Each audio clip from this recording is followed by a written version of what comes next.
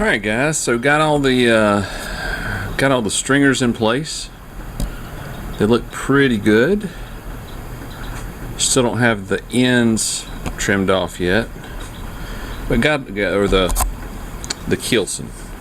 Don't have it faired in yet right here, but where the stringers come in, they look pretty good. I still have to cut off a few long ones there over here. That looks alright. Same on the far side. I went ahead and tied all the stringers to the station molds with some copper wire. Just put them on there loosely. And I have the places marked for the first of the ribs. I've got the stringers marked, and I've got my clamps here ready for them. And this is my steam setup right here. I've got a Wagner wallpaper remover, and it's bubbling away. You can't really see it, but take my word for it. Got a piece of PVC pipe right here, and this has a screw on the end. I've got some things here to hold the wood off of the bottom of the PVC pipe. And yeah, that thing's getting pretty warm. And if I look at the steamer right here, you probably can't tell it, but it's putting out a good bit of steam. And it's got the weep hole. Yeah, you can see the steam coming out of that pretty good. It's coming out right there. It's also coming out right here. This is an old piece of PVC I had laying around, and I taped this up.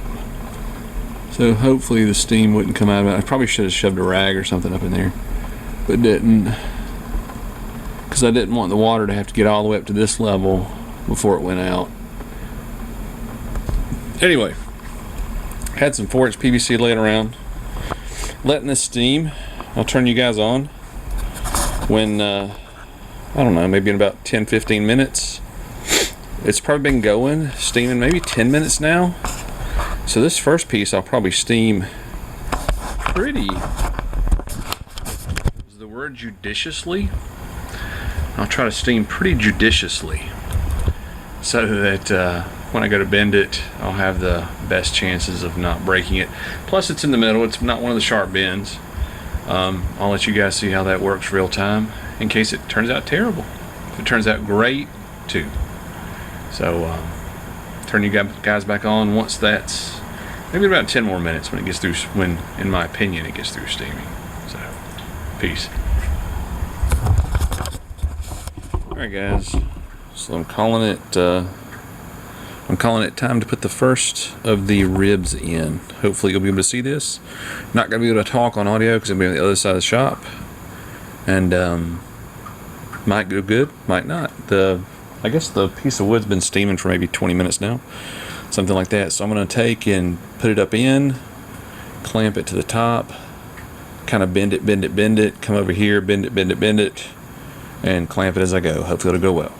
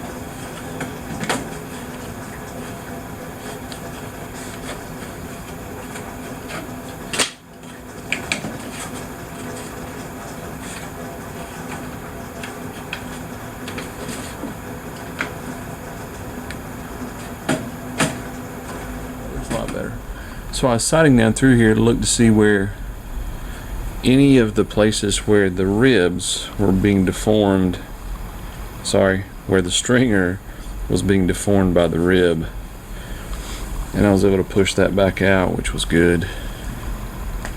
Okay, I'll call that pretty close to a win. I'll go back and replace all of these clips by these. I mean, the wood's cooling off already. I would say once it has a chance to cool off. But yeah, that's not too bad. Just watching out for like waviness right there, because that was kind of bowed up a little bit. Yeah, you gotta watch out to not deform this stuff. That's interesting.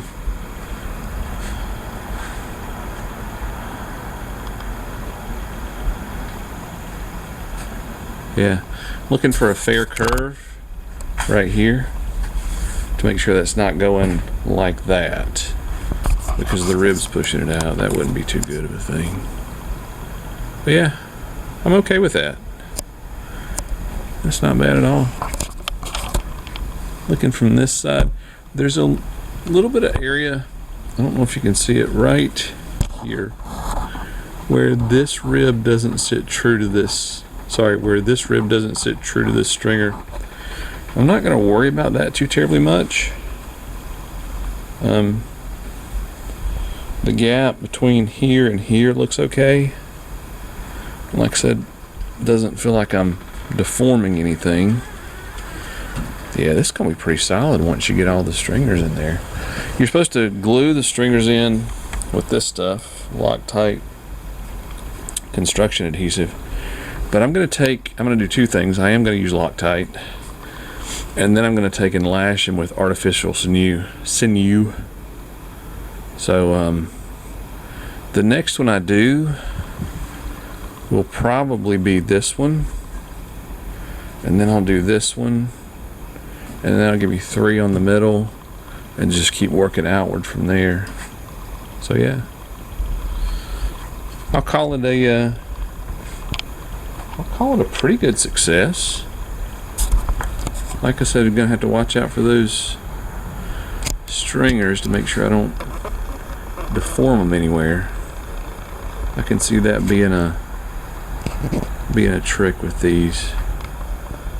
I'll check the width on the ribs too. I think I'm a tad over. I think the spec on it was 1/4 inch. I think I'm a tad over 1/4. Which probably isn't going to hurt anything, but the thinner it is, the thinner the rib is, the better it will bend, the easier it'll bend rather. So I might check the thickness on that. Anyway, so that's the first of the ribs. I'll bring you back with me when I've installed a number of the ribs, and let you know what that looks like. I'm not going to make you watch through me installing. I think it's got 16 ribs. I'm gonna make you watch me install those, but bring you back when most of them are installed and let you know the progress on that. And then I guess it's time to start wrapping like I said, I'll glue them in place as I go along, and there'll be time to wrap them in sinew and go forward from there. So I'll bring you guys back on later. Thanks for watching. Done on the Canoe here, and showed you, I think the last time I had you out, we had the ribs put in, or started putting the ribs in. So we got the rest of the ribs installed and got them. They tell you to use kind of a glue to glue them in place. So I got those glued in place, got all the copper lashings between the forms and the actual ribs themselves removed. Looks pretty good. If I was a professional boat builder, I would probably take issue to, I don't know if you can see it down through there or not, but like right here, this rib kind of goes out a little bit, and I think for the purposes that I've got for this boat, I don't think I'll ever notice the difference. So did that. Over here on the ends, what the instructions talk about doing is just taking 2 pieces and don't bend them as we did with these. We actually steamed those and bent them. You saw me on the first one. But taking and splitting them in half and then gluing them in place. So what I'm going to do, 2 things are next on the list. The first is to go through here and sand all these. And I've gotten most of them except for on this side, except for like right here where it goes through the station molds. We'll do that, sand the other side, and then if all of my math is correct, then it'll be time to remove this thing from the actual molds themselves and put in the in whales, the inside gunnels. I guess you'd say it'd be time for that. I went ahead and got these and machined them down for the keel right here. I bent the pieces for the outer keels on the ends. That's what these are. Once you put the fabric on, these go into place here. Well, let's try it this way. There we go. Yeah, and that'll bend down fine. These go into place right there, and then these I'll cut down and scarf them to make the outer keel that goes on the outside of the boat itself. And also I've traced out the thwarts. I don't know if you can see those or not. Trace those out. I'll cut those out on the bandsaw. Then I'll take and probably clamp them together. I don't know, I might not. And sand them so I get the same profile on them and see how those fit up. So yeah, making progress a little bit at a time. Like I said, at the point where all of the ribs are in place, all of the stringers are in place. Oh, I'm gonna lash these also with some, where's it at? There we go. I'm gonna lash these joints with artificial sinew. The instructions don't say to do it, but I'm gonna go ahead and do it because it's this stuff. Take and lash all of these, which is going to be a lot, but probably not these. But yeah, definitely the lower ones, so that I don't know, I might do these because that'll be on the inside of the fabric, because the fabric goes out here, and it shouldn't create any issues, I don't think. But yeah, so sand, that's number 1. Sand is number 1 on the outside. Then probably break it out of the mold. That's probably number 2. And then go through and make the the inside gunnels. And I've got those machined. They're down here. That's what these things are for. They'll be the end whales. And I've got them scarfed right here. They're ready to glue up. I'll need to glue up 1 set for each side, so 2 pieces. And then it'll be ready to go.